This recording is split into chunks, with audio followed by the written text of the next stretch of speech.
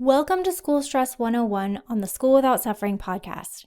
I'm your host, Laura Fragamini, founder and principal academic coach of School Without Suffering, and I can't wait to help you understand what is going on in your child's head and how to help.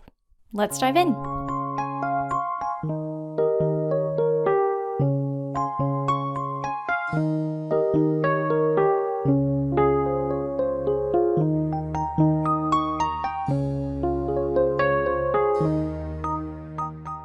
The title of this episode is Why Positivity is Not the Answer.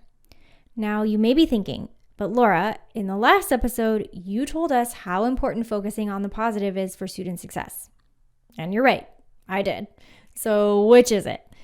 In the last episode, we talked about how negativity bias can get in the way of your child's success and what actions you can take to help mitigate that. Those actions, without question, involve taking a positive approach to school, assignments, and your child's skill sets. I want to underline that kids need to put energy and intention into focusing on the positive to perform their best in school. But I also want to be clear that I am not advocating for toxic positivity. Toxic positivity believes that people should maintain a positive mindset no matter what, and it can be harmful to kids who are struggling in school. Think back to the last time you got some negative feedback at work, and one of your colleagues or friends told you to just stay positive or look on the bright side. As well-intentioned as those comments may have been, they probably did not make you feel better. Telling a student to focus on their strengths when they just failed another math test or forgot to turn in an assignment isn't going to feel very good either, not to mention that it would be entirely ineffective at bringing about any change. Toxic positivity doesn't work because it's shaming. Toxic positivity tells students that their emotions about their school struggles are unacceptable and need to be changed immediately. When students are suffering, they need to know that they can find relief and love in their friends, family, teachers, and coaches. Toxic positivity also doesn't work because it causes guilt. It sends a message that if students aren't being positive, it's one more thing they're doing wrong at a time when they already feel like a failure. Toxic positivity also avoids authentic human emotion. Toxic positivity functions as an avoidance mechanism. Discounting, dismissing, or denying negative feelings about students' school performance robs them of the opportunity to recognize an authentic problem and find a solution. And finally, toxic positivity prevents growth. Only when students face their challenging feelings about school can they gain deeper insight into what is causing their struggles and grow through those struggles. Okay, so toxic positivity doesn't work, but we also do need to stay positive to help counteract our natural negativity bias. How do we walk this line between healthy and toxic positivity? After the break, I'll tell you how kids can learn a healthier perspective to help them succeed in school. Imagine your teen or tween getting a handle on their school-related anxiety and no longer adding to yours. We see it all the time. Procrastination, staying up way too late doing homework last minute, falling grades due to missed assignments, school-related meltdowns. These behaviors are often directly related to anxiety. And I can confidently tell you that these do not have to be a part of your life this school year. The School Without Suffering Toolkit equips students with concrete strategies and exercises that they can learn step by step and then revisit whenever they need to during the school year. With the toolkit, your child will be able to reevaluate stress that's negatively affecting them, initiate and execute academic tasks with ease, foster a growth mindset, manage their time effectively and healthfully, and complete their most anxiety-inducing homework with confidence. And with the option to meet with an expert, empathetic, School Without Suffering academic coach when they need some extra support, students will always be able to use the tools in their toolkit how they need to and when they need to do and feel better. Visit schoolwithoutsuffering.com/toolkit and use discount code podcast at checkout for 10% off your purchase. That's schoolwithoutsuffering.com/toolkit. Welcome back. We're talking about how we can make sure negativity doesn't become a barrier to kids' success while also making sure that we don't stray into toxic positivity. We're going to get into how we can walk this line right now. I ground my thinking about this balance in the idea that our thoughts create our reality. I really like how Dr. Janice Vilhauer explains this on her blog, Living Forward. I'm going to quote from her post, How Your Thinking Creates Your Reality, What Cognitive Science Has to Say About How We Experience Life. Dr. Villauer says, there are a lot of people who are offended by the idea that we create our reality. They see it as a version of blaming the victim. Nobody asks for bad things to happen to them, and I couldn't agree more. But as someone who has been helping people change their thinking and behavior using cognitive therapy for over 15 years, I can also say that I couldn't agree more with the idea that we do indeed create much of our reality. Denying this denies your power. What I explain to my patients is that there are 3 buckets in life: things we control, things we influence, and things over which we have no control. What is not under our control are the many random events of life.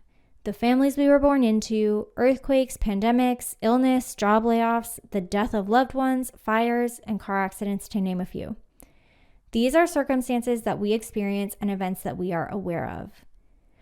We influence other living things with our actions.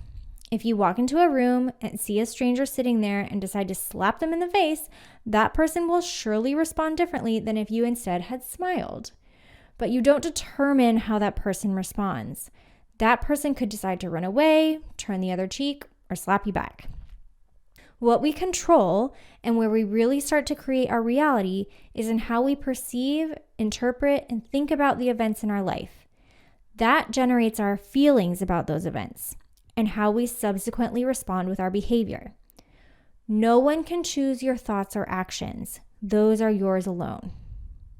Dr. Villauer goes on to say, here's where the creating part gets really serious. Your thoughts, if you think them over and over and assign truth to them, become beliefs. Beliefs create a cognitive lens through which you interpret the events of your world, and this lens serves as a selective filter through which you sift the environment for evidence that matches up with that which you believe to be true. What you take in from the environment through your belief filter becomes your self-concept. Your self-concept is made up of I am beliefs about who you are presently and I can beliefs about who you are capable of being in the future. From these I am and I can statements, you create stories and narratives about who you are that you tell yourself and other people all day long. I'm not good enough. I'm not lovable. I can't do it. I'm smart. I'm capable. You are the main character in your story, and you write the script based on your self-concept that is largely self-created. You write the story of what you think is likely and or possible based on what you believe is true, and then you take actions consistent with those expectations. When you act on what you expect will happen before it actually happens, you participate in creating the experience. All right, that's the end of the quote. My takeaway is that we do need to keep in mind to avoid toxic positivity. And we can't deny that our thoughts create much of our reality, and a rosier outlook will lead to a more positive reality. To illustrate this, let's think about the example of a math test. No student has control over what grade they get on a math test. They can influence their score by using their class and study time effectively or ineffectively, but the actual score they earn is not under their direct control. What is in the student's control is what they think in response to their grades. To illustrate this, we'll say that 2 students each earn a failing grade on this math test. Student A thinks, I'm so bad at math. I hate this class. I'm just not a math person. Student B used to think that way, but has now learned to think, I'm so disappointed in this test grade. I want to talk to my teacher to figure out what I did wrong so that I can do better next time. I probably don't have to point out how the immediate reality of each of these students will differ. One will get help with their math skills right away, the other won't. But how these students' thoughts will create the reality is even more serious than just that immediate difference. Think about how each of these students' recurring thoughts become beliefs and how those beliefs shape each of their self-concept. Remember from Dr. Villauer that a student's self-concept is made up of beliefs about who they are presently and who they can be in the future. From these beliefs, students create stories and narratives about who they are, which they tell themselves and other people all day long. Student A's stories could become, I'm not good enough and I can't do it. Student B's stories could become, I'm smart, I can figure this out, and I can achieve my goals. This math test example shows how students can feel their authentic feelings, in other words, avoid toxic positivity, without getting mired in negativity. When student B thinks, I want to talk to my teacher to figure out what I did wrong so I can do better next time, they focus their thoughts on, number one, the fact that they have a supportive teacher that they can go to for help, and number two, their optimism about their next math test. Both of these are positive thoughts. They also acknowledge that they did not earn the grade that they wanted to and will have to take additional action to reach their goal in the future. So it's not ignoring their genuine disappointment and feelings about their test. Both parts of the thought are necessary for success. As you might guess, this is how we teach students to think at school without suffering. As I mentioned before, from the very first week they're working with us, students learn basic neuroscience behind how their thoughts create their reality. They acknowledge their authentic feelings about school and their capabilities as students. And they plan to think thoughts that will help change their performance in school. They practice forming those thoughts with their coach as they work on their schoolwork, taking action to make their study time more effective. And before they know it, their reality in school has changed right along with their thoughts about it.